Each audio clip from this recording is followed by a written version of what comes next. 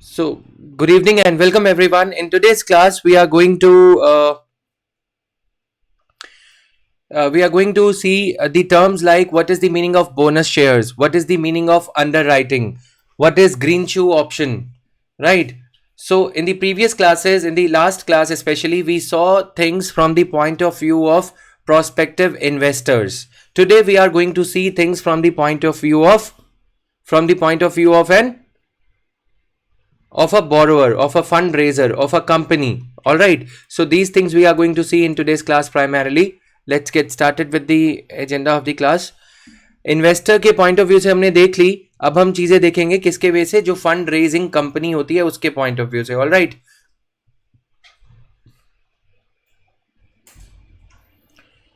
So this is there. अब देखो, what is the meaning of financial market. Financial market does the job of making the two sides meet, the investors and the borrowers or fundraisers as we call them. So in this class we are also going to deal with the angel investment, as I told you the other day, that merely on the basis of the idea we can raise funds. All right. If I've got an idea, I can start my own fun academy or any other academy also, right? So investors, borrowers. Now financial markets have got two sides. What are these two sides? Capital market for long term and money market for short term, right?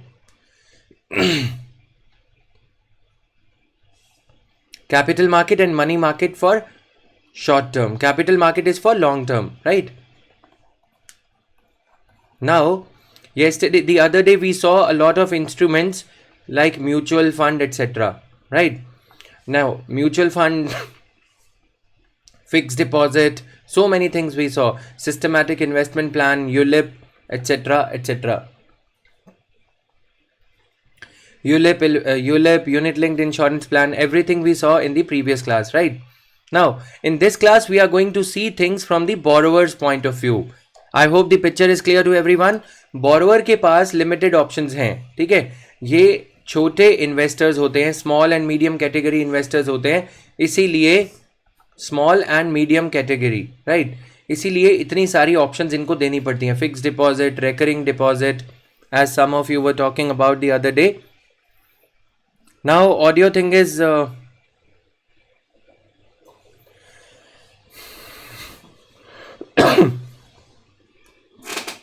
Okay. So long term and short term. Borrower के पास क्या है? IPO होता है. किसका? Shares का. IPO सभी चीजों के लिए एप्लीकेबल होता है. शेयर्स का भी आईपीओ होता है और आप डेट का भी और बॉन्ड का भी, right. Debt as well as bond has got this option. Clear? सभी तीनों में ये ऑप्शन रहता है. IPO means जब कंपनी पहली दफा for the first time when a company is going to raise money from the public. Clear? So last topic हमने share capital समझा था. If you guys remember, if you guys have revised, share stock market, right? BSE Sensex में क्या है, Nifty में क्या है? Nifty में टॉप 50 कंपनीज के शेयर्स हैं. Is it lagging at anybody's end? Let me check. No, there is no lag from my side, guys. Not at all. Okay. So, bond, equity shares का भी IPO होता है. ये ध्यान से लिख लेना जिनको लिखना हो. इक्विटी शेयर्स का भी आईपीओ होता है, बॉन्ड का भी आईपीओ होता है, डिबेंचर्स का भी आईपीओ होता है और प्रेफरेंस शेयर्स का भी आईपीओ होता है. लाइकवाइज इनिशियली एक बार पैसे रेज कर लिए, ठीक है, फिर उसके बाद FPO, final, sorry,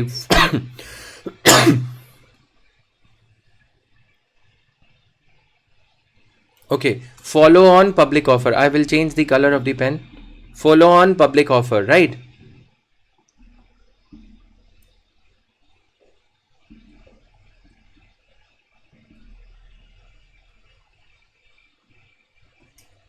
Follow on public offer. अब जब कंपनी को स्टॉक मार्केट में कंपनी ने पैसे रेस किए wait, this is stock market. Now is the color of the pen fine for everyone? Company is raising money here. ठीक है, ये है रिलायंस. रिलायंस ने पैसे रेज किए कहाँ पे? फ्रेश इशू मार्केट में. अब ध्यान देना, ये दोनों मार्केट ये फ्रेश इशू मार्केट है. ऐसे कोई मार्केट होता नहीं है, बट मैं समझा रहा हूँ. ठीक है, फ्रेश इशू जहाँ पे शेयर्स फ्रेशली इशूड हैं. जैसे आप लोग सेकेंड हैंड कार की मार्केट देखते हो. सेकेंड हैंड कार की मार्केट में क्या होता है?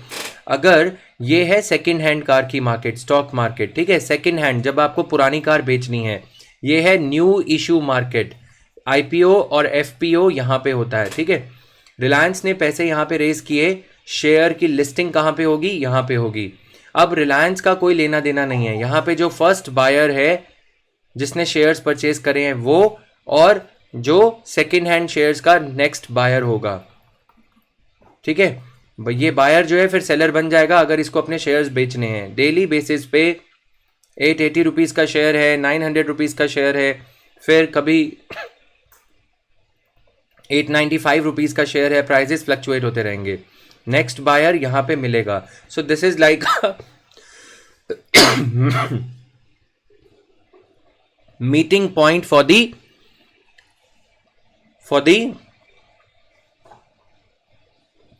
Prospective share buyer and prospective share seller. ये सेलर बन जाएगा बायर अगर इसको अपना शेयर बेचना है तो स्टॉक मार्केट पर से ध्यान देना मेरी इस लाइन पे. जो अभी क्वेश्चंस भी एक दो आए हैं, आई डोंट थिंक जिसने जो टॉपिक हमने कवर कर लिया है आप लोगों को उसमें क्वेश्चन में कोई प्रॉब्लम लगी होगी.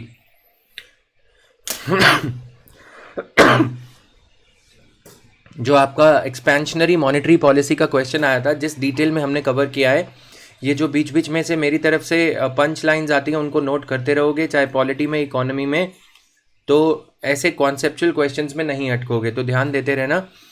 तो financial stock market per se does not lead to any fresh raising of capital for the companies. ठीक है, this is just a facilitatory mechanism. It does not lead to any such mechanism.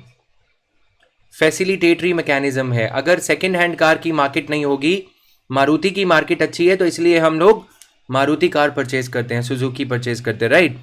अगर ये फैसिलिटेटरी mechanism ना हो तो fresh issue market में कोई shares नहीं परचेज करेगा.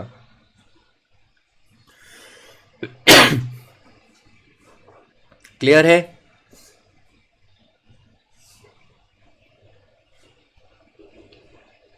ठीक है, ये एक्चुअल में fresh issue, new issue market आपको हेल्प करता है पैसे बोरो करने में. Done. It is actually the new issue market. चाहे वो फॉलो ऑन पब्लिक ऑफर हो. आईपीओ होता है जब पहली दफा कंपनी प्राइवेट कंपनी से पब्लिक कंपनी में कन्वर्ट होती है, तो वो शेयर्स को लॉन्च कर रही है. ठीक है,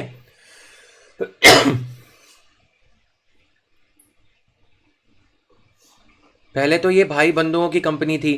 फैमिली ओन्ड एंटरप्राइज होता है हर कंपनी पहले फैमिली ओन्ड एंटरप्राइज होती है. ठीक है, तो उसके बाद ये कंपनी बाद में कन्वर्ट हो जाती है किसमें? पब्लिक में. जब पब्लिक लिमिटेड कंपनी इसके नाम के पीछे लिख दिया जाता है, राइट. ठीक है, तो ये हो गया आपका स्टॉक मार्केट. ऐसे ही ये सिर्फ इक्विटी शेयर्स ही नहीं, यहाँ पे you are raising money through debt option, debentures, as well as bonds and even preference shares. ठीक है, आईपीओ और एफपीओ दोनों होता है. फिर जब कंपनी ने तो पैसा इकट्ठा कर लिया, जिन लोगों ने सीधा फ्रेश इशू मार्केट में पैसे लगाए उनके पैसे कंपनी के पास पहुंच गए. अब कंपनी इस पैसे को इन्वेस्ट करेगी और डिविडेंड डिक्लेयर करेगी. डिविडेंड इज प्रॉफिट पर शेयर. ठीक है, या कंपनी के शेयर की वैल्यू बढ़ती चली जाएगी. क्लियर? इंक्रीज होती जाएगी या रिड्यूस होती जाएगी, डिक्रीज होती जाएगी, depending upon the actual performance of company. Plus company will conduct events like, जैसे सहारा क्या करता है? सहारा क्रिकेट मैचेस को स्पॉन्सर करता है, राइट. Just 1 minute. 5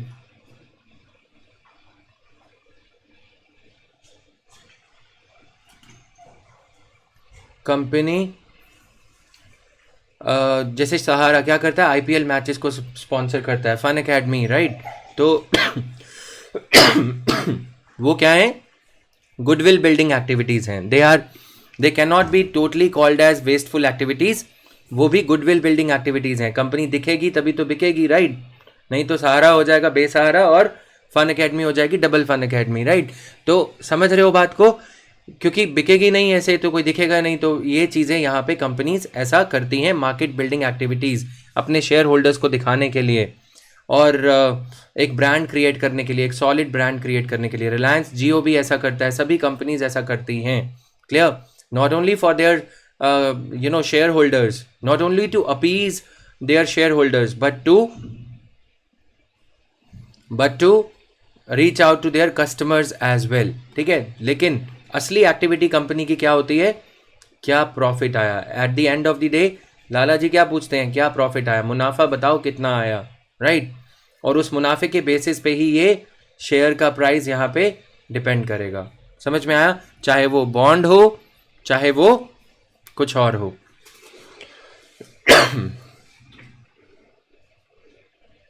क्लियर?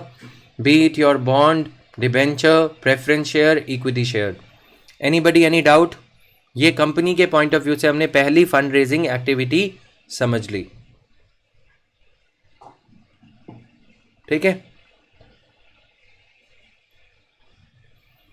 अब इसी से रिलेटेड, ये कहने को बहुत आसान है, ठीक है, इसी से रिलेटेड बहुत सारी रिलेटेड टर्म्स हैं। टर्म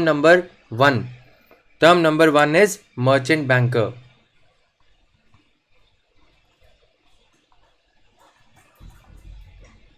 अगली स्लाइड पे लिख लेते हैं इन्हें, मर्चेंट बैंकर। ठीक है, note down these terms at one place, ताकि आपकी रिवीजन जब होगी तो फटाफट से हो जाएगी। Merchant banker, under writing. Third term है ग्रीन शू ऑप्शन, जो कि अभी न्यूज़ में भी था, मैंने पिछले दिनों बताया। ग्रीन शू ऑप्शन, ठीक है। Terms related to share market.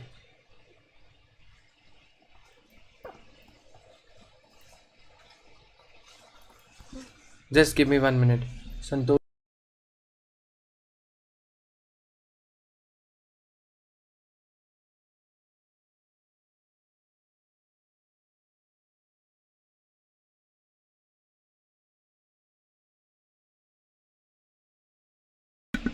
so this is there, right? Terms related to share market. अब मर्चेंट बैंकर क्या होता है, देखो मैं एक कंपनी हूं, राइट, या रिलायंस एक कंपनी है। रिलायंस अपने शेयर्स बेचने के लिए क्या करेगी, किसी बैंक को हायर करती है। बैंक ये एंसिलियरी और रिलेटेड सर्विसेज प्रोवाइड करता है।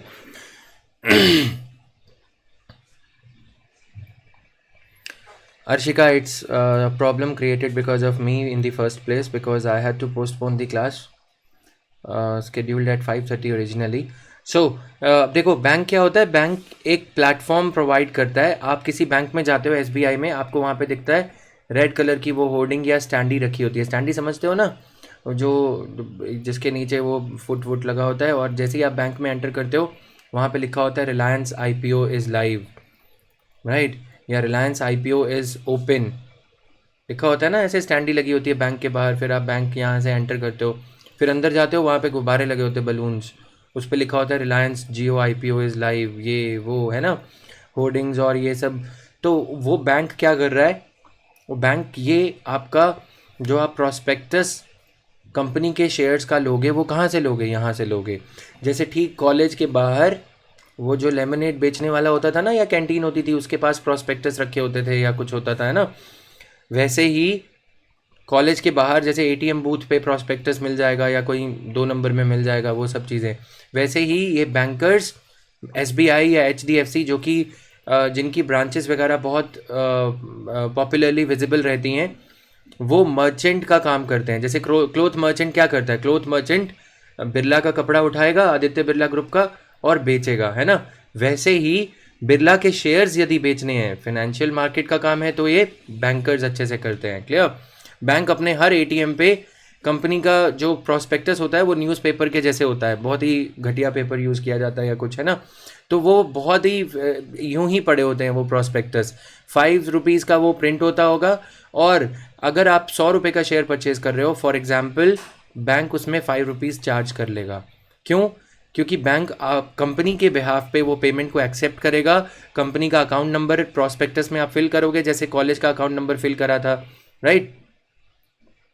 और वो कंपनी के पैसे कंपनी के अकाउंट में एसबीआई के, एचडीएफसी के या आईसीआईसीआई, जिन जिन बैंक्स को कंपनी ने शेयर्स बेचने के लिए हायर किया है, जिन जिन बैंक्स की ब्रांचेस पे कंपनी का प्रोस्पेक्टस विजिबल रहेगा, अवेलेबल रहेगा, चाहे वो शेयर सेल करने का प्रोस्पेक्टस हो, चाहे वो डिबेंचर्स का हो, चाहे वो किसी और चीज़ का हो। समझ में आया? This is merchant bankers commission. ठीक है, मर्चेंट बैंकिंग बोलते हैं इसको। बैंक के लिए ये एक अर्निंग का सौदा होता है, किफ़ायती सौदा है, राइट।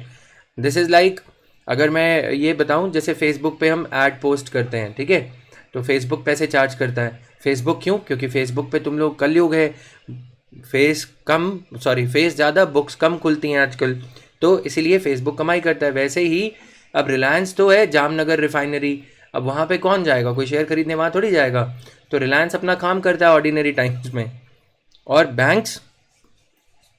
बैंक्स क्योंकि उनकी ब्रांच नेटवर्क इतना ज़्यादा है, अच्छा है, कि वो एक सॉलिड पोजीशन में होते हैं कंपनी के शेयर्स बेचने के लिए। क्लियर है ये?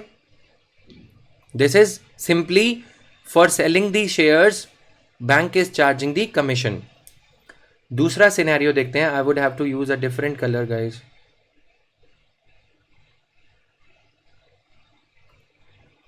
दूसरा सिनेरियो क्या है? मैं ये वचन देता हूं बैंक के वे से, underwriting is also a related term. Bank is giving an assurance to a reputed company के केस में बैंक ये कहता है कि गिव अस 20 रुपीज पर शेयर,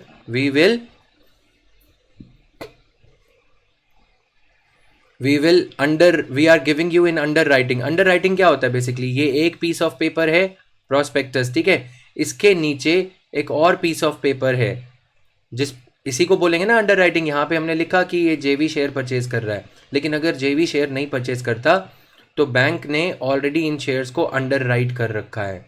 अंडर राइटिंग मतलब कि अगर कोई भी कंपनी के शेयर्स नहीं परचेज करेगा तो बैंक इन शेयर्स को परचेज कर लेगा।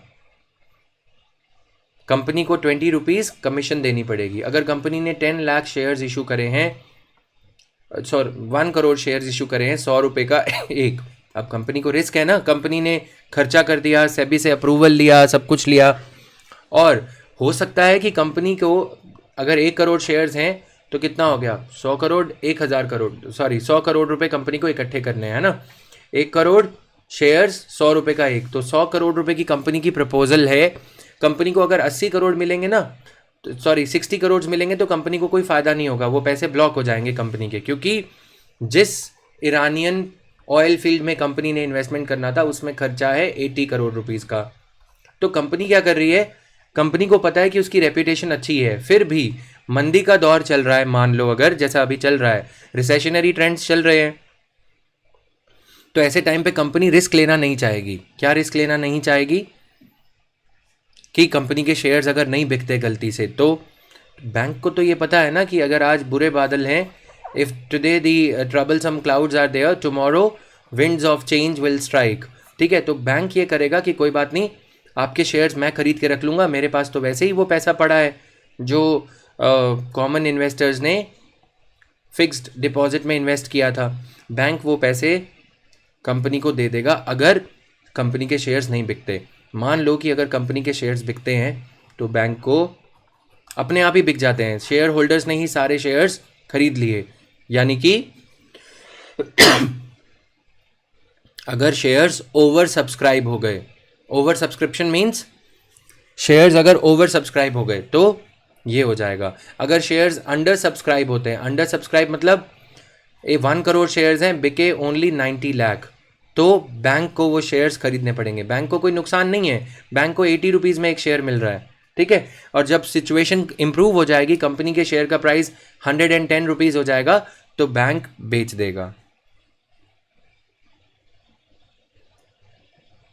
Yes, Angel broking and others they are also providing. Angel Broking क्यों कर रहा है? अभी आप देखोगे कि रिलायंस मनी का 2008 में, सॉरी रिलायंस पावर का 2008 में जब आईपीओ आया था, अनिल धीरूभाई अंबानी ग्रुप की कंपनी है ये। तो उन्होंने क्या किया था, रिलायंस के जो उस टाइम पे, आई रिमेंबर, रिलायंस के ये इंटरनेट कैफ़ेज़ होते थे, बहुत अच्छा उन्होंने कॉन्सेप्ट लेके आए थे। रिलायंस में आप इंटरनेट कैफ़े पे जाओ और वहाँ पे सर्फिंग करो और 200 रुपये 1 घंटा, कुछ ऐसा होता था जब इंटरनेट पेनिट्रेशन बहुत कम था।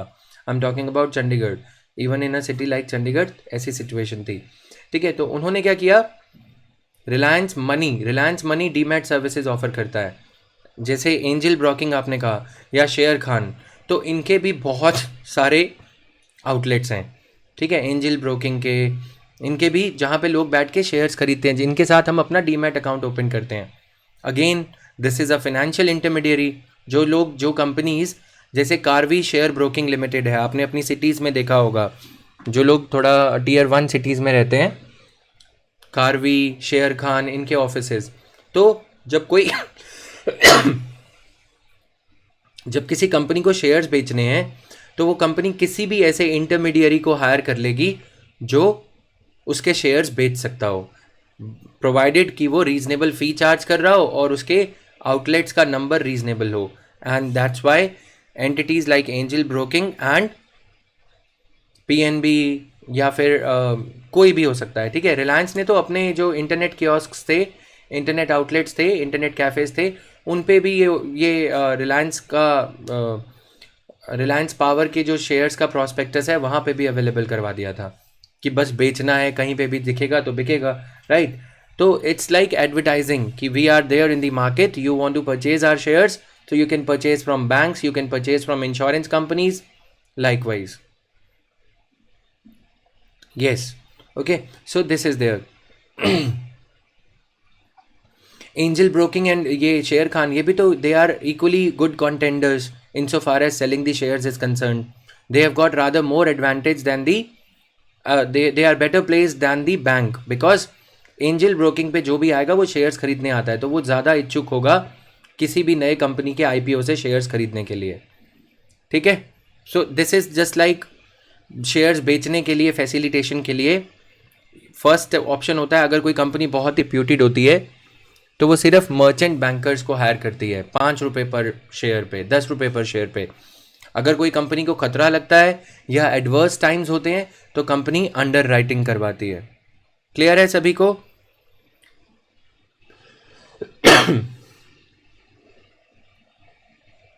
डन?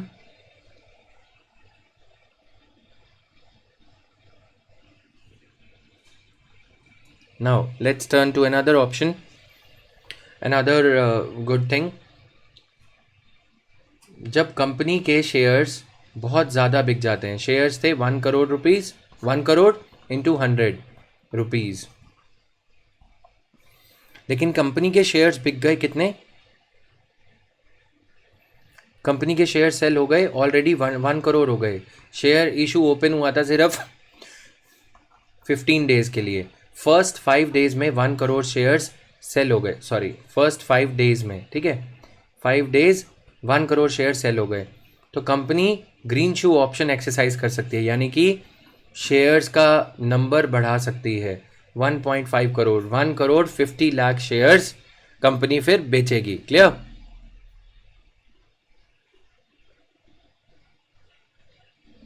ठीक है।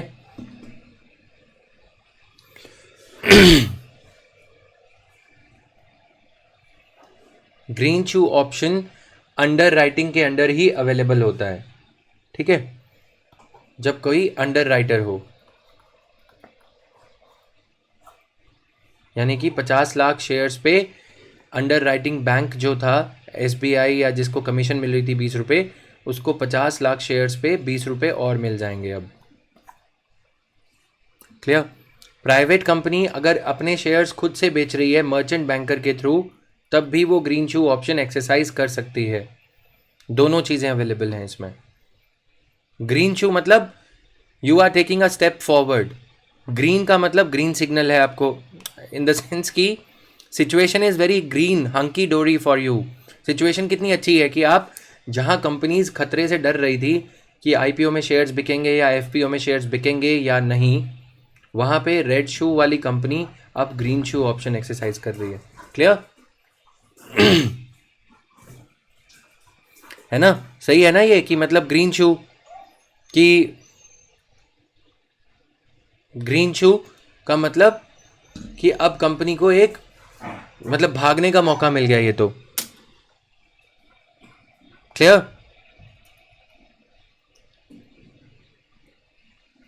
ठीक है। ग्रीन शू मतलब जब shares which were available initially are already sold, तो फिर कंपनी क्या करेगी? रिसेंटली ये न्यूज में था तो इसको लिख लेना।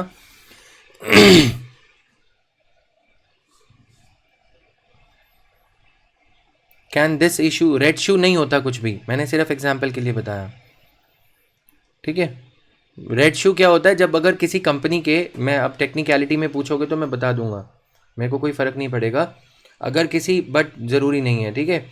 10% से भी कम शेयर सेल होते हैं अगर 15 डेज़ के स्टिपुलेटेड टाइम में, तो सेबी के नॉर्म्स ये कहते हैं कि जितना टाइम विंडो आपको दिया गया था, आप 15 दिनों में 10% शेयर भी नहीं बेच पाए, इसका मतलब आपका शेयर ओवर प्राइज्ड है, या फिर investors do not have any trust on your reputation. तो शेयर का इशू आईपीओ हो या एफपीओ हो, कितनी ही रिप्यूटेड कंपनी क्यों ना हो, कैंसिल हो जाएगा। ठीक है? That will be in a way red shoe, but red shoe कुछ होता नहीं है फिर फाइनेंशियल मार्केट में। ठीक है?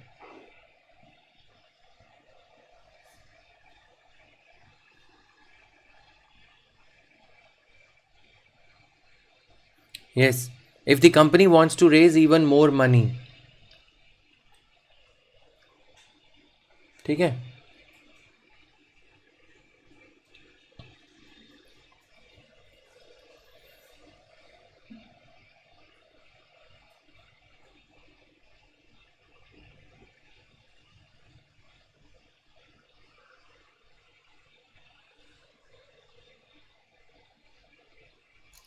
क्लियर?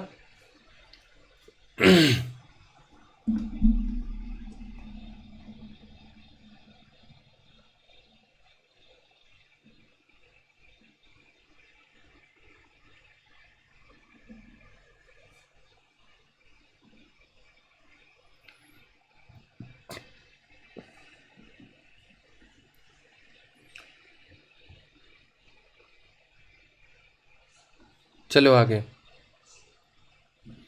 अब ये जो फाइनेंशियल इंटरमीडियरीज होते हैं, क्वालिफाइड इंस्टीट्यूशनल बायर्स की बात कर रहे हैं हम।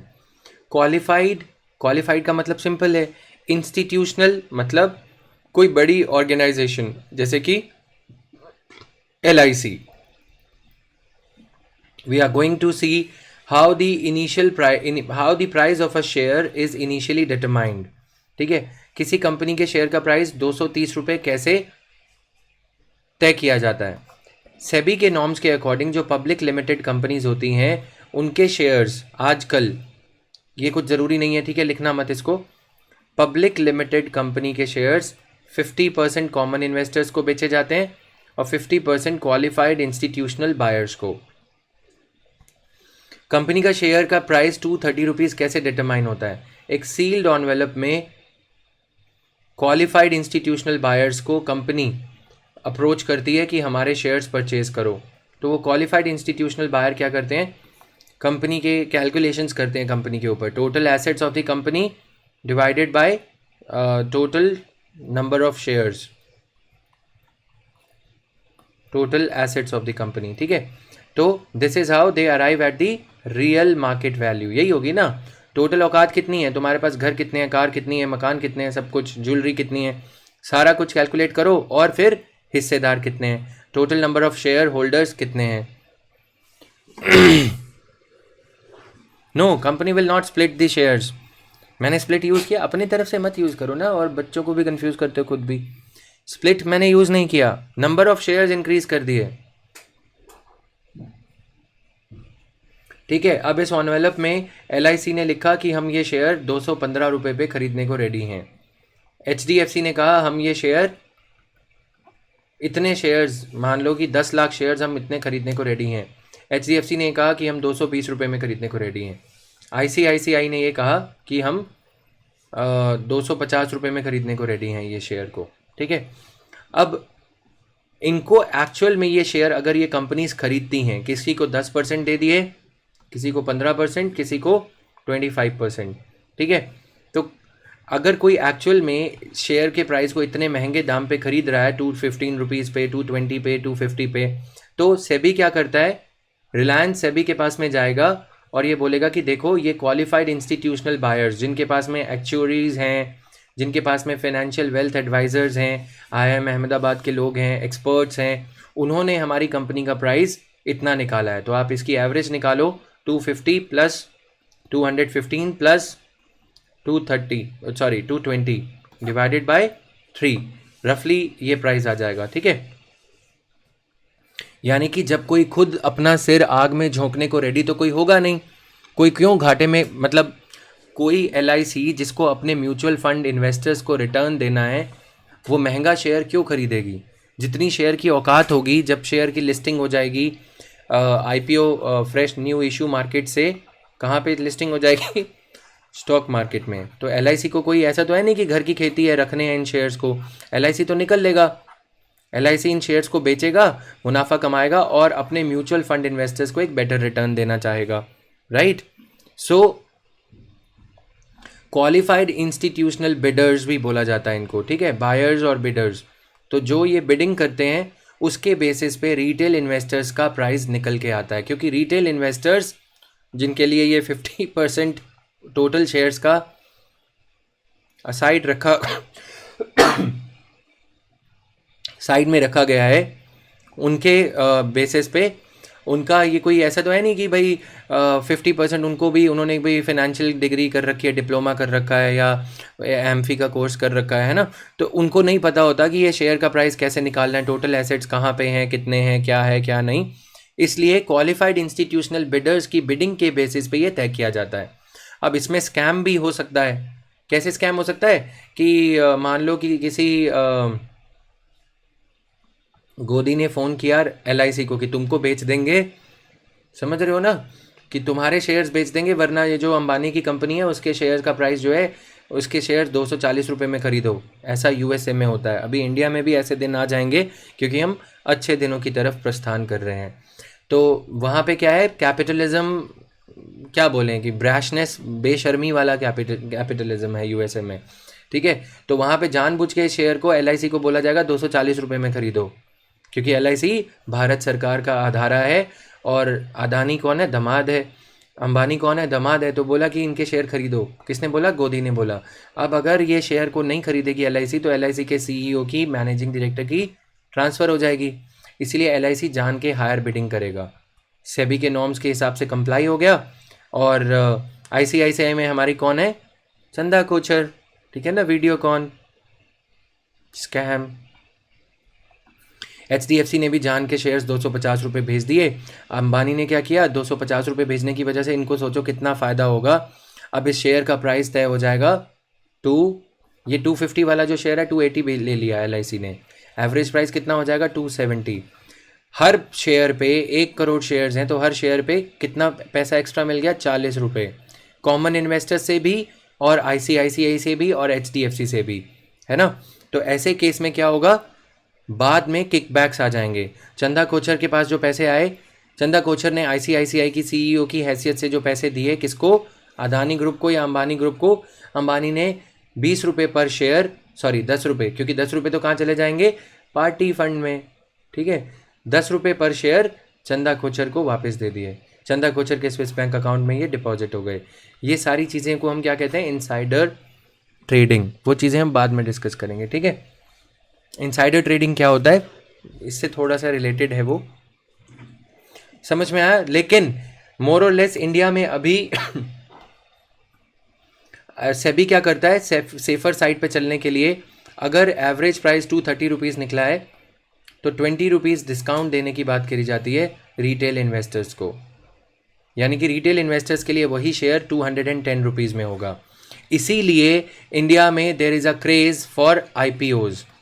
इंडिया में लोग आईपीओ के पीछे भागते रहते हैं। क्लियर?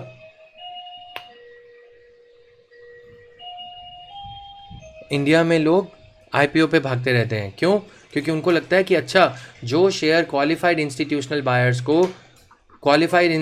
बायर्स ने जिसकी वैल्यू 230 रुपये लगाई है, उसकी वैल्यू 210 रुपये निकल रही है। इसका मतलब जैसे ही ये शेयर लिस्टिंग होगी स्टॉक मार्केट में, इस शेयर की लिस्टिंग होगी स्टॉक मार्केट में, ये शेयर का प्राइस 20 रुपये ईजीली मिल जाएगा। ठीक है, 20 रुपये बढ़ के ईजीली मिल जाएगा। मतलब कि रिटेल इन्वेस्टर्स ये सोचते हैं कि क्यों ना बढ़ चढ़ के रिटेल इन्वेस्टर्स 210 रुपये का शेयर लेंगे। जब कभी किसी फेमस कंपनी का आईपीओ आता है, लास्ट आईपीओ ऐसा आया था रिलायंस पावर, जिसमें लोगों ने क्या किया, अपने मदर के नाम पे, फादर के नाम पे, दादाजी के नाम पे, सबके नाम पे डीमैट अकाउंट खुलवा दिए। और 210 रुपये का वो शेयर बाद में जब उसकी लॉन्चिंग हुई, आई थिंक 235 रुपीज़ का शेयर था, और जब उसको फाइनली स्टॉक मार्केट पे जब उसकी लिस्टिंग हुई, जिन लोगों ने 100 शेयर अप्लाई किए थे उनको 7-8 शेयर्स मिले थे। ठीक है, क्योंकि ओवर सब्सक्राइब्ड था, बहुत ज़्यादा लोगों ने रिलायंस के नाम पे रिलाई करके, और जब फाइनली ये शेयर लिस्ट हुआ तो 210 रुपये बने, इसमें सिर्फ लोगों के पैसे डूब गए। Clear? Because times were not good. Reliance का आईपीओ जब आया था उसके immediate afterwards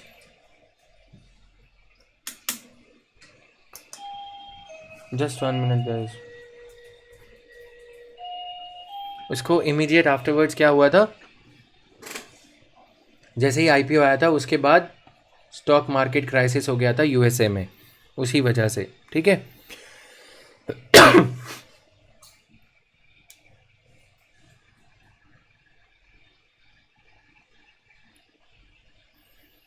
if the assets of the company, yes, then that company will not be allowed in the first place to go for the public offer, FPO. Okay.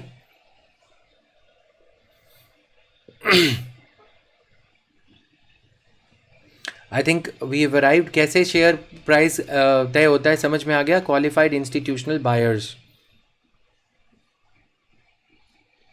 Okay Gopesh, clear to everyone?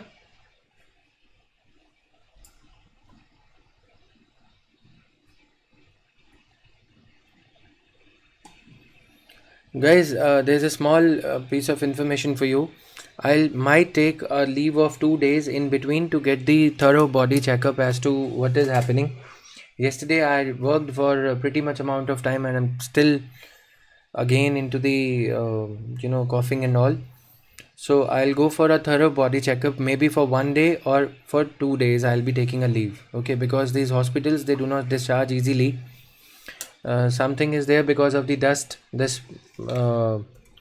season in Delhi, and maybe with COVID-19 or something.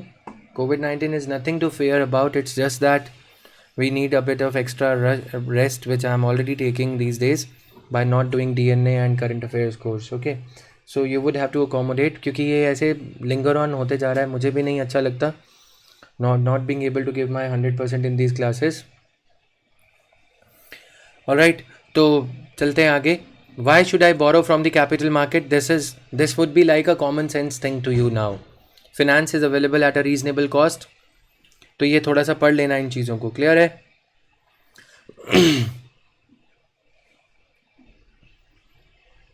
Clear? तो ये थोड़ा अब आपके लिए सारी चीज़ें जो है आसान हो गई होंगी. अब आते हैं एंजल इन्वेस्टमेंट पे.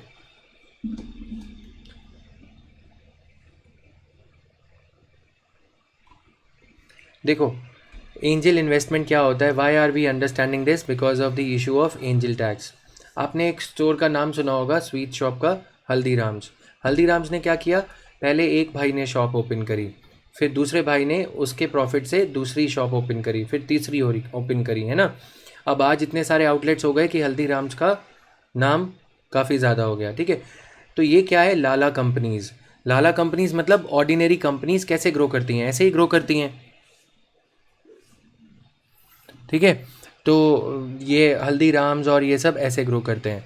ये क्या करते हैं, ये मार्केट को धीरे धीरे से कैप्चर करते हैं। अब जब इनकी मार्केट कैप्चर हो गई तब इन्होंने, आज काजू बर्फ़ी का प्राइस कितना होगा, 900 रुपीज़ टू 1000 रुपीज़, राइट। तो this is how they grow. Similarly hero cycles, similarly Nirma washing powder. पहले ये घर घर में, निरमा के जो ऑनर है वो गुजरात में, I think this person belongs to Gujarat, तो वो घर घर में जाके बाईसाइकिल पे कॉस्टिक सोडा और ये सब सप्लाई किया करते थे बाईसाइकिल पे, ठीक है। तो ऐसे ये कंपनीज ग्रो करती हैं। फिर स्टार्टअप्स का अगर हम बात करें तो क्या होता है, स्टार्टअप्स को वेंचर कैपिटलिस्ट, मेरे पास आइडिया है बट मेरे पास फिनेंस नहीं है, तो venture, ICICI venture capital fund, right, ICICI venture capital, आपने देखा होगा कहीं कहीं पे ये बोर्ड्स लगे होते हैं, ब्रांचेस भी हैं इनकी। तो ये क्या करते हैं, आईसीआईसीआई आपके वेंचर में पैसा लगाएगा और 10% इक्विटी उसमें से ले लेगा, 12% इक्विटी उसमें ले लेगा, ठीक। इक्विटी मतलब इक्विटी शेयर्स ले लेगा। कंपनी आपकी प्राइवेट रहेगी, आपको शेयर होल्डर्स को नहीं समझाना, आपको सेबी को नहीं समझाना। अब आप क्या करोगे, आप अग्रेसिव प्राइसिंग पे खेलोगे। हल्दीराम्स ने पहले, काजू बर्फी का प्राइस होता होगा 150 रुपये, है ना, धीरे धीरे से मार्केट को बढ़ाया, उसके बाद प्राइस इंक्रीज़ किया। लेकिन यहाँ पे ये कंपनीज क्या करती हैं, इन कंपनीज की स्टार्टअप, जो फंडेड स्टार्टअप होता है, दो तरह के स्टार्टअप हुए, एक नॉन फंडेड जो कि अपने दम पे चलता है, एक फंडेड, ठीक है। जो फंडेड स्टार्टअप होता है उसको टारगेट्स दिए जाते हैं कि आप हमसे 1 करोड़ रुपए ले रहे हो, इस 1 करोड़ रुपए का आप क्या करोगे, कितना टारगेट अचीव करके दोगे। फॉर एग्जाम्पल अगर हम एडुटेक की बात करें तो उसमें ये होता है कि आप कितना ट्रैफिक लेके आओगे, फ्री में कितने स्टूडेंट्स को पढ़ाओगे, ठीक है। आपने उनको रीच दिखा दी, आपने उनको नंबर्स दिखा दिए, एक वो रुपीज़ नहीं देख रहे, वो क्राउड देख रहे हैं कि कितना क्राउड आता है, ठीक है। ऐसे ही स्विगी ने क्या किया, स्विगी ने ये दिखाया कि देखो हम इतने सारे रेस्टोरेंट्स के साथ में टाई अप कर सकते हैं। यस, सो इतने सारे स्टार्टअप्स के साथ में टाई अप कर सकते हैं, स्विगी ने रेस्टोरेंट्स के साथ में टाई अप कर सकते हैं। तो उससे फंडिंग एजेंसी ने, सॉफ्ट बैंक ने ये पूछा, soft bank is a venture capital fund, इनके फंड्स होते हैं 10,000 crore, 1 lakh crore. Soft bank is a very big entity, ठीक है। Just give me 1 minute.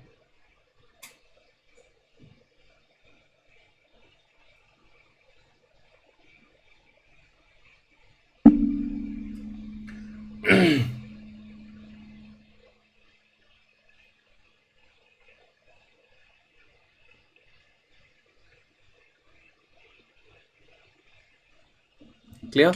सो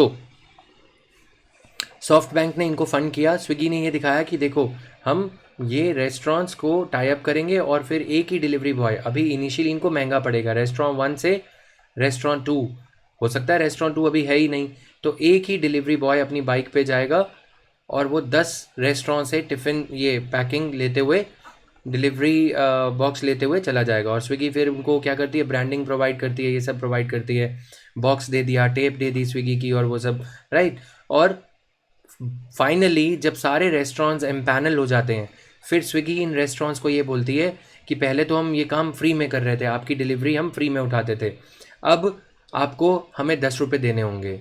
अब रेस्टोरेंट ये सोचता है कि अगर वो खुद अपना बाइकर रखेगा, उसके पास में ना तो ऐसी एप्लीकेशन है कि वो बाइकर की, कि वो हर बाइक में एक गैजेट या डिवाइस लगा सके कि वो बाइक कहाँ पे है, कहीं डिलीवरी पर्सन जो है मटर गश्ती करने तो नहीं चला गया, राइट।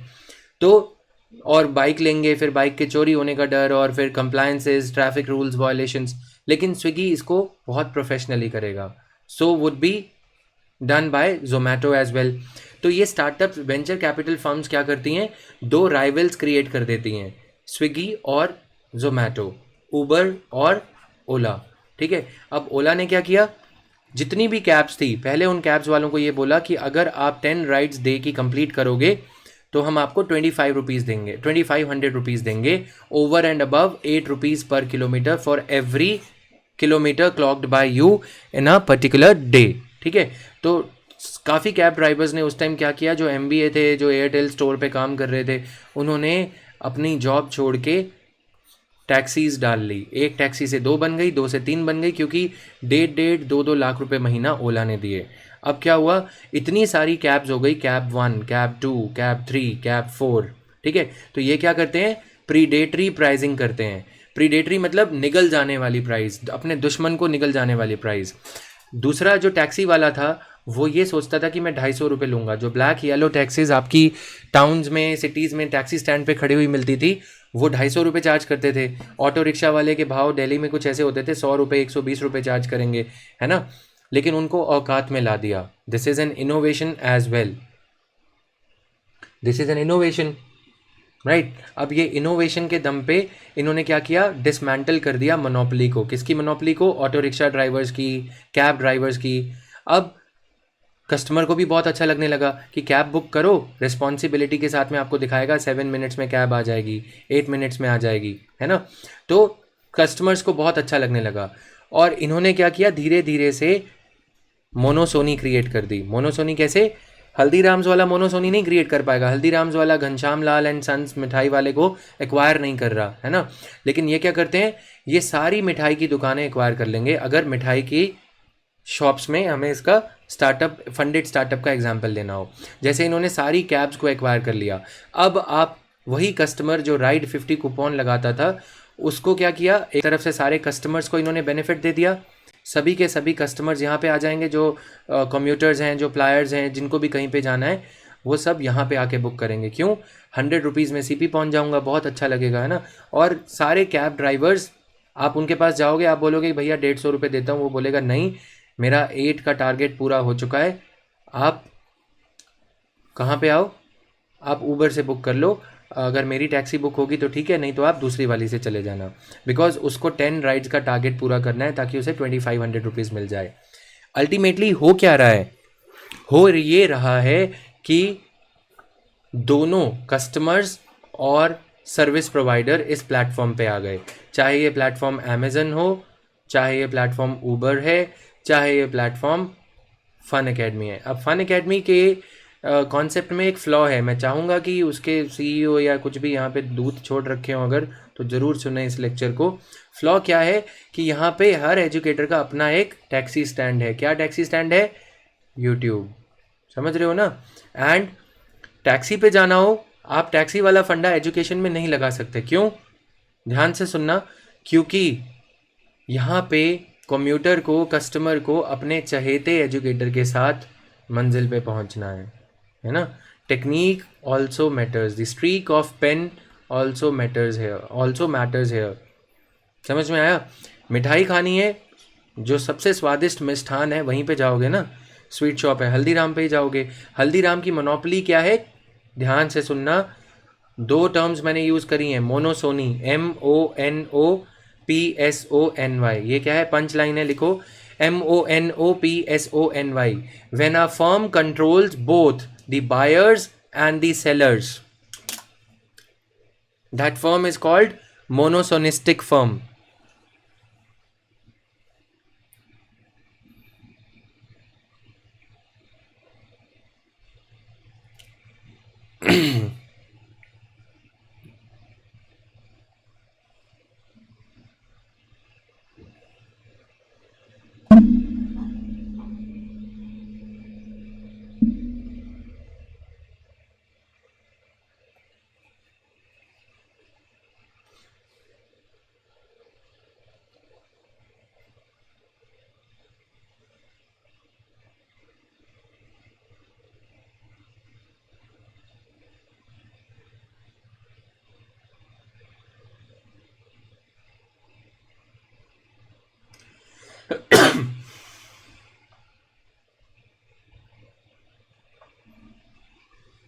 समझ में आया गाइस।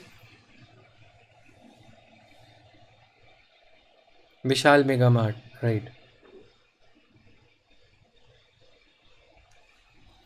मोनोसोनी टर्म लिख लिया सबने।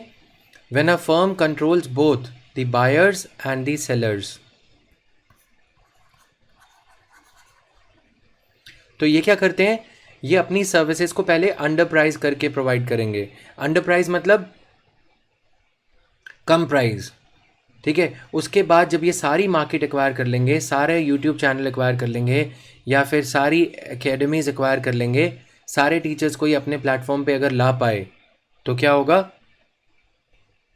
तो ये अपनी मोनोपोली इस्टेब्लिश कर लेंगे, है ना। बट ऐसा होगा नहीं, क्योंकि जो ऑलरेडी इस्टेब्लिश्ड हैं, एक टैक्सी ड्राइवर और एक एजुकेटर में फ़र्क है। एजुकेटर को पता है कि स्टूडेंट मेरे नाम पे आ रहे हैं ना, उसको दिख रहा है, तो फिर वो क्या करेगा, वो नहीं आएगा। एजुकेशन की अगर हम बात करें, फंडिंग में क्या होता है, एक एंजल इन्वेस्टर कहाँ कहाँ से आया ये टर्म। एंजल मीन्स एक परी आती है, आपको पैसे दे के जाती है, परी ही आपके आइडिया को समझती है, ठीक है। That angel only has got the mind, has got the mind to understand your idea, and उस आइडिया के बेसिस पे आपको फंडिंग मिलती है। स्विगी को भी ऐसी ही फंडिंग मिली, ऊबर ओला को भी ऐसी फंडिंग मिली, राइट। ओला को फंडिंग मिली इंडिया में, तो Uber is a US funded company, US established, US से जो है रजिस्टर्ड कंपनी है वो। ओला इंडिया की है, बॉम्बे की, मुंबई में रजिस्टर्ड है। तो ओला ने क्या किया, धीरे धीरे से सारे टैक्सी स्टैंड्स को डिसमेंटल कर दिया। अब सेम वही राइड जो मैं राइड 50 कूपन लगा के लेता था, आज मैं फाइट फॉर 50 करनी पड़ती है। क्यों? क्योंकि वो घुमा के उल्टे पुल्टे रास्ते से लेके आएगा, और सर्ज प्राइसिंग भी देनी पड़ेगी 300 रुपीज़ की। क्यों? क्योंकि शाम को 7 बजे दिन निकलता है टैक्सी ड्राइवर्स का, यानी कि आपको हायर प्राइसिंग देनी पड़ेगी। सेम काम अमेज़न ने किया था, बिग बिलियन डे सेल्स और ये सब होता था। आपको अगर एक दिन डिलीवरी लेट होती थी, आप मना कर देते थे, तो अमेज़न का जो डिलीवरी पर्सन होता था वो मुस्कुराते हुए स्माइल दे के कहता था कि ठीक है सर, कोई बात नहीं, अगर हम लेट हो गए तो आप इस प्रोडक्ट को फ्रीली रख लीजिए, राइट। बस कमी सिर्फ ये होती थी कि वो स्माइल देता था, देती नहीं थी, बस इतना ही फ़र्क होता था, राइट। बाकी इतने मुस्कुराते हुए आज तक किसी ने मंदिर में प्रसाद नहीं बांटा होगा। आज क्या है, आज आप प्रोडक्ट रिटर्न नहीं कर सकते, ठीक है। जो फूड ईटेबल्स हैं वो आज आप रिटर्न ही नहीं कर सकते। और भी कई आइटम्स हैं, 14 डेज़ के अंदर अंदर रिटर्न करोगे तो ठीक, नहीं तो नहीं। सिचुएशन चेंज हो रही है, और फिर क्या आ रहे हैं, ई कॉमर्स रूल्स। क्लियर? तो ये है स्टार्टअप की फंडिंग। स्टार्टअप क्या करता है, पहले ये जो हमने हल्दीराम का एग्जाम्पल लिया था, हल्दीराम ने 1 2 3, हल्दीराम ने छोटे सर्कल से बड़ा सर्कल की जलेबी बनाई, है ना। लेकिन स्टार्टअप क्या करता है, बाहर से जलेबी बनाना शुरू करता है, यानी कि यहाँ पे पहुँच के उसका प्रॉफिट होगा। अब ये अलग बात है कि इस प्रोसेस से यहाँ तक जाते जाते हो सकता है स्टार्टअप फेल हो जाए, है ना, यानी कि कोई और टेक्नोलॉजिकल ब्रेक थ्रू, इनोवेशन या कुछ हो जाए। तो स्टार्टअप जब तक ये काम नहीं हो जाता, स्टार्टअप बहुत जल्दी जल्दी से एक्सपैंड करने की कोशिश करता है, ताकि उसका आइडिया कोई चुरा नहीं ले, एमुलेट नहीं कर ले। जैसे बायजूस का, सॉरी, भैया जूस का आइडिया किसने ले लिया, समझ गए तुम, है ना। तो ये चलता रहता है, ठीक है। ग्रेड अप और ये सब एक दूसरे का आइडिया, एक ही आइडिया है। क्योंकि अब इंडिया में क्या चलेगा, रोटी कपड़ा और मकान जब ज़रूरतें पूरी हो जाती हैं तो किसका नंबर आएगा, education which was earlier a luxury is going to be the priority now. क्योंकि पेट में निवाला है, तन पे कपड़ा है और सर पे ढकने के लिए छत है। 40 लाख टीचर्स की कमी है, इसलिए आप देखते हो एजुटेक सेक्टर में ये इनोवेशंस हो रही हैं। क्लियर? इनोवेशंस कह लो, या फिर ये कह लो कि एस्पिरेंट्स कम हैं, टीचर्स ज़्यादा हो गए हैं, राइट। नाउ यूपीएससी का बोझ थोड़ा कम हो गया है। क्लियर है?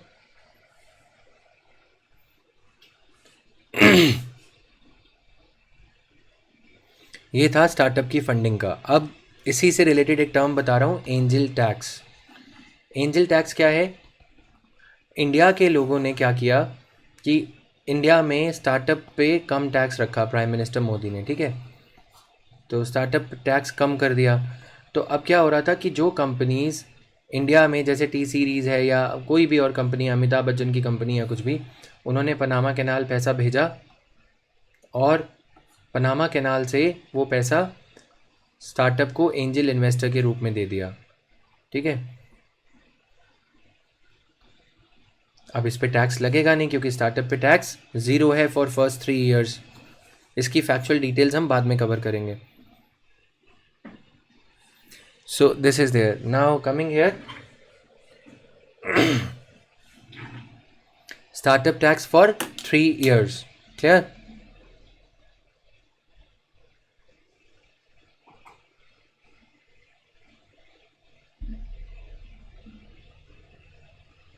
Just 1 minute.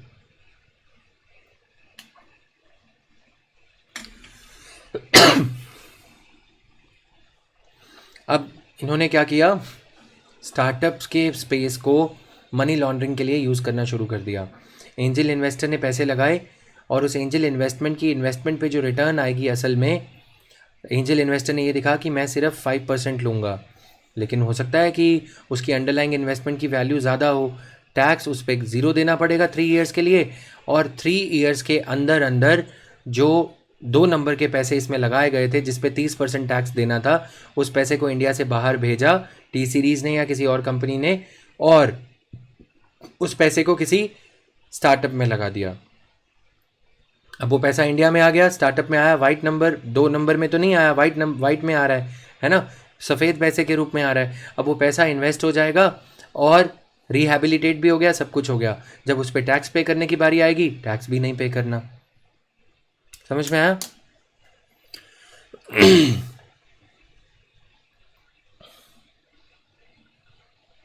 क्लियर?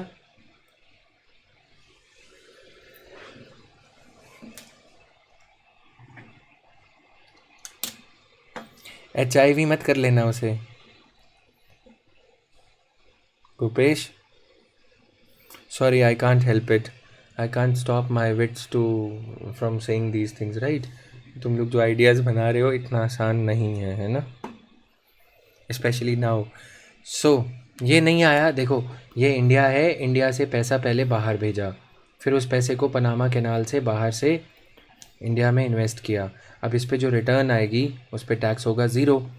अब टैक्स डिपार्टमेंट ने क्या किया, इनकम टैक्स डिपार्टमेंट ने गार रूल्स इन्वोक करने शुरू कर दिए। ठीक है, जनरल एंटी अवॉइडेंस रूल्स पढ़ रखे हैं ना हमने, अभी तो कवर कर लिए हैं, right? So GAAR rules already we have covered. ज़रूरी नहीं है प्री सीरीज़ वगैरह, ये ज़रूरी नहीं है आपके लिए, मैंने पढ़ रखा है। देखो जब जुलाई में अलग होना था तो उससे पहले ये सब पढ़ा था, ठीक है, ऐसे जोखिम नहीं उठाया था, बट फिर लगा कि हम लाला कंपनी के वैसे ही ठीक हैं, क्योंकि पर्पस डाल्यूट नहीं होना चाहिए यहाँ पे एजुकेशन में ना। जो मेरे पहले के लेक्चर्स देखोगे आप DNA के उसी एकेडमी पे, तो मैं ये बोलता था एजुकेशन, हेल्थ और पुलिस, ये सेवाएं जो हैं, लॉ एंड ऑर्डर, ये प्राइवेटाइज नहीं होना चाहिए। मुझे क्या पता था कि तब मैंने ये सब चीज़ें डिटेल में नहीं पढ़ रखी थी कि अच्छा ये ऐसे चल रहा है काम, ठीक है। धीरे धीरे जब आप बीती होने लगी, समझ आने लगा कि अच्छा we are being treated like drivers, तब समझ में आया कि नहीं, it's high time I should read this topic in its entirety first, so that I can extract my price at a relevant point in time. Got it? So coming back here, तो अब ये startup पे tax angel investor पे उसकी जो investment है वो India में लेके आया, उसे टैक्स ही नहीं देना पड़ेगा, ठीक है, उसे टैक्स नहीं देना पड़ेगा क्योंकि 0 टैक्स है। और 3 साल कंप्लीट होने से पहले पहले ये एंजल इन्वेस्टर अपनी इन्वेस्टमेंट स्टार्टअप फंडिंग एजेंसी को बेच के निकल लेगा। जो सीरीज़ A इन्वेस्टमेंट जिनकी यहाँ पे बात कर रहे हो आप, सीरीज़ B आ जाएगी, फिर सीरीज़ C आ जाएगी, ठीक है। उसमें क्या होता है, जैसे आपको टारगेट दिया गया, ज़्यादा डिटेल में नहीं पढ़ना, मैं फिर भी बता रहा हूँ।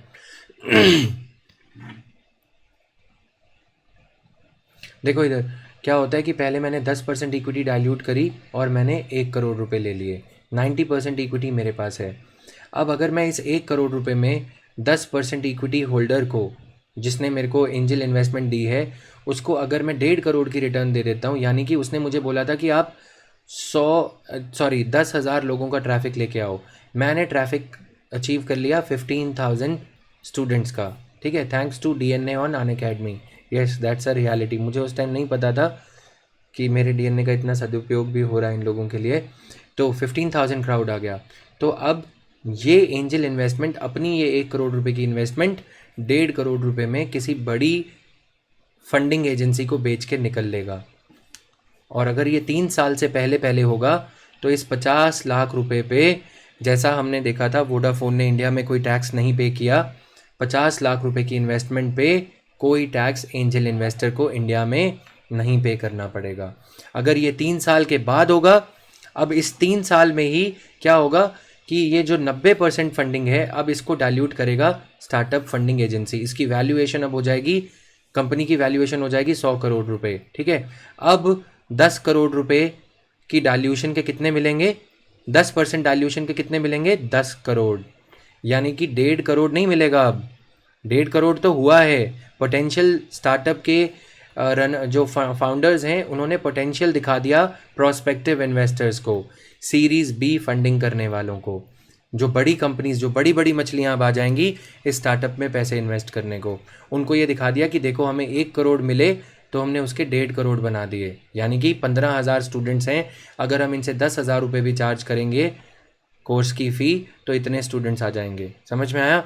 और फिर अब स्टार्टअप फंडिंग एजेंसी ये बोलेगी बोलो क्या चाहते हो, हम 5 करोड़ रुपए दे रहे हैं 10% के लिए। फाउंडर ये बोलेगा कि वो तो दिख ही रहा है मेरी कंपनी में इतना पोटेंशियल है, आप 2 करोड़ लगाओ, आप 5 करोड़ लगाओगे तो मैं सिर्फ 5% दूंगा। कहाँ 10% के लिए 1 करोड़ दिया था इनिशियली। समझ में आया? वैल्यूएशन देखो कितनी बढ़ रही है। 1 करोड़ दिया, मैंने अपना पॉइंट प्रूव करके दिखा दिया। ये कुछ इस तरह से है कि आपने my name is Kalam movie में उस बच्चे को एक मौका दिया, उसने फर्स्ट क्लास में टॉप करके दिखा दिया। तो अब वो बच्चे को, वो किंग जो रॉयल कर रहा था उस मूवी में, वो किंग ये बोलता है कि ठीक है मैं तुम्हें 10 लाख रुपए देता हूँ। उसकी माँ को बोलता है ये बच्चा मुझे दे दो। माँ ये बोलती है वो तो दिख ही रहा है कि ये IAS है, 10 करोड़ लूँगी। समझ में आया? अब 5 करोड़ के 5% की वैल्यू। अब इस 5 करोड़ जो मिले हैं इसका स्टार्टअप क्या करेगा, मल्टीपल ज़ीरोज़, ऐप क्रिएट कर दी, फेसबुक पे ऐड चला दी, IPL करवा दिया और ज़्यादा क्राउड दिखा दिया, और ये दिखा दिया कि 80,000 का कोर्स भी अवेलेबल है। समझ में आया? ऐसे करके ज़ीरोज़ बढ़ती जाती हैं। At the end of the day it's just a bubble, right? If 3 or 4 major players come in at a right point, और एजुकेशन में तो अगर 4-5 एजुकेटर्स छोड़ के चले जाएं, आपको नाम भी पता होंगे जो टॉप पे हैं आजकल, तो क्या होगा, टाइम टाइम फिश हो जाएगा। समझ में आया? It's like a pack of cards, every startup is a pack of cards. Swiggy वगैरह में अगर रेस्टोरेंट्स आपस में जुड़ जाएं, अगर डोमिनोज़ अपनी डिलीवरी चेन बना दे तो क्या होगा, डिलीवरी में डोमिनोज़ के अपने मोटर बाइक्स हैं, डोमिनोज़ अपनी डिलीवरी अपने पूरे दिल्ली में खुद करता है ना? जोमेटो से भी आप कर सकते हो। Zomato is just an option for Domino's, क्योंकि डोमिनोज़ अपने आप में बड़ा प्लेयर है, फूड चेन भी है और डिलीवरी चेन भी उनकी अपनी है, राइट? लेकिन जो छोटे रेस्टोरेंट्स हैं जो कि इक्वली गुड हैं in terms of providing food, वो जोमेटो पे ज़्यादा रिलाई करते हैं। अगर वो छोटे रेस्टोरेंट्स एक हो जाएं, या कोई और प्लेयर आ गया, स्विगी की जगह जोमेटो आ गया, जोमेटो की जगह कुछ और आ गया, तो आइडिया फ्लॉप हो सकता है। समझ में आया? इसीलिए स्टार्टअप्स जो हैं वो इतने ज़्यादा अच्छे से फंडेड रहते हैं कि फ्री में जो काम पीछे लगी ग्रीन स्क्रीन से हो सकता है, स्टार्टअप्स को इतना पैसा दिया जाता है कि स्टार्टअप्स के जो फाउंडर्स हैं वो अपने आकाओं को कुछ इस तरह से सेटिस्फाई करते हैं, कन्विंस करते हैं कि देखो अगर आप हमें ये दोगे तो हम अपने एजुकेटर्स को 10 लाख का स्टूडियो देंगे। ठीक है, स्टूडियो अगर हमें मिल जाएगा तो हमारी मोनोपोली को कोई ब्रेक नहीं कर पाएगा। ठीक है, अब फाउंडर्स जो होते हैं वो फंडर्स को, फंडिंग एजेंसी को कन्विंस करते हैं। फंडिंग एजेंसी को सिर्फ ज़ीरोस दिखते हैं, अच्छा 100 करोड़, 10 करोड़ का बिजनेस, 1,000 करोड़ का। This is how they get fleeced into this argument. अब कायदे से अगर देखा जाए, ये जो पीछे ग्रीन स्क्रीन आप देख रहे हो जिसकी वजह से बैकग्राउंड नहीं दिख रहा है, वाइट दिख रहा है, that is just for 18,000। This studio, that the one that I use in the office, some of the academies have given it to their teachers, this is for around 8 lakh rupees। क्या ज़रूरत थी इसकी? नहीं ज़रूरत थी। समझ में आया? To create a niche. ठीक है, this is being shown as an innovation. In other words it could be splurging as well. ठीक है, समझ में आया? अब ऊबर क्या है, ऊबर अपने जो ड्राइवर्स हैं उनको गूगल मैप्स ही तो दे रहा है। गूगल मैप्स के ज़रिए आप जा रहे हो और थोड़ी कुछ है। और कार की सीट के पीछे आपको क्या लगा दिया, वो वीडियो प्लेयर लगा दिया कि आप गाने सुनते हुए जाओगे, है ना? और गाना एक नहीं चलता, कभी कभी उसमें वही पुराने गाने वही सब चलते रहेंगे, बीच बीच में एड्स आती रहेंगी, जो कंपनी ऐड दे रही है उसी ने ही वो टैब वहाँ पे स्पॉन्सर किया है सारी ऊबर कैब्स में। ये क्या है, इसको इनोवेशन दिखाया जाता है। ये क्या है, basically spin off. Spin off क्या होता है, जब आप कोई काम कर रहे होते हो और आपके काम के चलते कोई और बेनिफिट आपको हो जाता है, ठीक है, प्राइमरी एक्टिविटी के चलते कोई और एंसिलरी अर्निंग जब आने लगती है तो उसे स्पिन ऑफ कहा जाता है। स्टार्टअप्स का ब्रीफली अभी क्लियर हो गया, हमें ज़्यादा नहीं पढ़ना, series A, series B, series C, ये सब नहीं पढ़ना। एंजल टैक्स के जो फैक्ट्स हैं वो हम नेक्स्ट क्लास में कवर करेंगे। क्लियर है गाइज?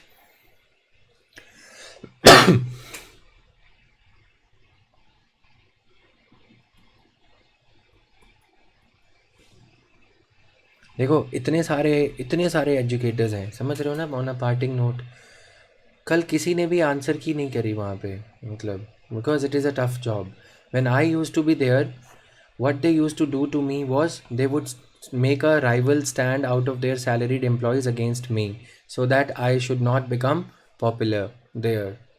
समझ रहे हो, कल मेरी तबीयत ख़राब थी फिर भी, बट जो 2020 के स्टूडेंट्स हैं उनकी तरफ एक रिस्पॉन्सिबिलिटी भी बनती है, और of course now I am into business, so I have to give a tough competition to them, right. कल बोल बच्चन चल रहा था वहाँ पे सारा दिन, 5-6 घंटे, 4 घंटे का, 5 घंटे का वीडियो, लेकिन कोई आंसर की, कोई सिंसियर वर्क नहीं हो रहा। क्यों? Because it is Unacademy. You play IPL, you watch IPL, you spoil, you waste your time watching IPL, do all these things. It's not bigger. Byju's is valued at $10 billion. Okay. See, I had a word with Byju's CEO when I left them. You won't believe on this. He said that Unacademy is doing better, but then the valuation would fall. Valuation गिरती भी ऐसे ही है। अगर आपको 1 करोड़ दिए गए, ठीक है, और आपने काम किया 80 लाख रुपीज़ का, तो जो स्टार्टअप फंडिंग जो सीरीज़ होती हैं, जो पैसा जो दिया जा रहा है, वो 10% ऑटोमेटिकली 20% किसका हो जाएगा? फंडिंग एजेंसी का। ये कुछ इस तरह से काम करता है, समझ में है? This video will be uploaded.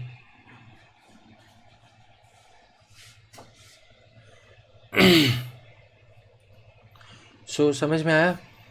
नहीं, ये मेरी कुछ गलती नहीं है। अगर मैं फंडेड होता तो शायद मैं भी ये हरकतें करता, क्योंकि then the accountability is towards the funding agency and not towards the students, ठीक है। had I been a funded startup तो ऐसा ही होता है, ठीक है, क्योंकि मेरे को आंसर उन ऊपर वालों को देना है, ठीक है, नीचे कहाँ देना है मेरे को, थोड़ी ना रिजल्ट दिखाना, मेरे को दिखाना है। मतलब अगर मैं फंडिंग होता तो, समझ में आया?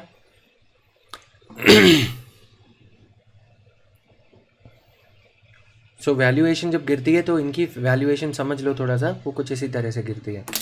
ये था अभी के लिए, 8:30 बजे फिर मिलते हैं। तो सभी के केस में ऐसे होता है, स्विगी और जोमेटो ये जानबूझ के राइवल्स क्रिएट करे जाते हैं। बायजूस और अनअकैडमी, सॉफ्ट बैंक ने बायजूस में भी फंडिंग लगाई है, सॉफ्ट बैंक ने अनअकैडमी में भी फंडिंग लगाई है, सॉफ्ट बैंक ने जोमेटो में भी फंडिंग लगाई है और स्विगी में भी फंडिंग लगाई है, ताकि एक दूसरे से आगे भागे, ठीक है, और दोनों केस में उसका फ़ायदा है। This is like creating a portfolio. SoftBank has created its own portfolio in this manner. Clear?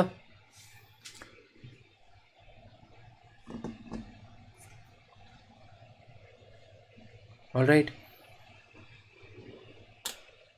C में प्रतीक। All right. अब हमारा जो शेयर मार्केट का फंडा है, हमने मोरलेस सारी टर्म्स कवर कर ली हैं। एक बार देखते जाओ इसको, क्या क्या चीज़ें हमारी रह गई हैं, कुछ रह नहीं गया है इसमें खासकर। एक बार सारा PDF कल खुद पढ़ोगे कल तक, ठीक है। अब हम पढ़ेंगे गवर्नमेंट बॉन्ड्स की वैल्यू कैसे गिरती है। In the next class we are going to cover government bonds and then your this raising of capital is covered already, ठीक है, how the capital is raise, everything, ठीक है। Option, equity share, positive side, ये सारा हमारा cover हो चुका है already. Secured creditors, unsecured creditors, ये सब, financial institutions evolution etcetera, post liberalisation financial institution and all, ये खुद पढ़ोगे, ठीक है। इन्वेस्टमेंट इंस्टीट्यूशंस क्या होती हैं एक बार पढ़ोगे तभी जल्दी जल्दी कवर कर पाएंगे, नहीं तो इन पे भी 2-3 दिन और लग जाएंगे हमारे, ठीक है।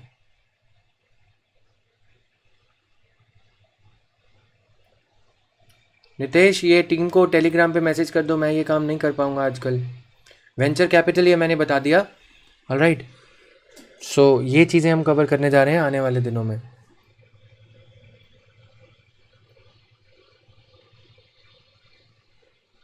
Guilt edge securities government securities को ही कहा जाता है, clear. Alright guys, thank you.